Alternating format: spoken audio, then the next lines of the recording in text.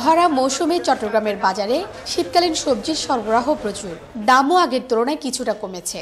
শীতের সবজি ফুলকপি, আলু, বেগুন, মূলা, বাঁধাকপি, টমেটো, বরবটি সহ প্রায় সব ধরনের সবজির দাম কেজিতে কমেছে 10 থেকে 15 টাকা।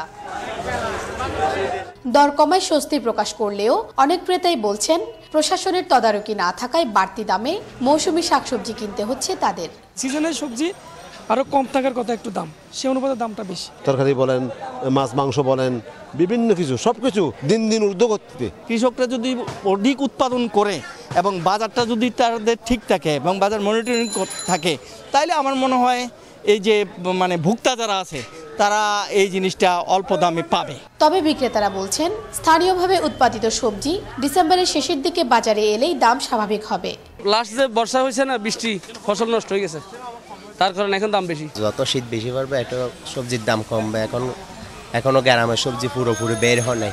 বাজারে সামুদ্রিক ও স্থানীয় বিভিন্ন মাছের দাম স্থিতিশীল রয়েছে, তবে বেড়েছে গরুর মাংসের দাম। কোরাল মাছের দাম 800-900 টাকা ছিল, এখন 700 টাকা বিক্রি করতেছি। মাছের দাম এমনিতে গত সপ্তাহের মতোই মনে হচ্ছে, রিজনেবল মনে হচ্ছে। আমি 5 কেজি কিনছি, ওনারা 600 টাকা বলতেছে, আমি এখন 550 টাকা বলছি, এখন দেখি কি হয়। আগে 480 টাকা বেচছি, এখন 520 টাকা 500 টাকা এরকম ব্যস্ত। বাজার স্থিতিশীল রাখতে প্রশাসনের নিয়মিত তদারকির দাবি ক্রেতাদের। শিউলি শবনম, একুশে টেলিভিশন, চট্টগ্রাম।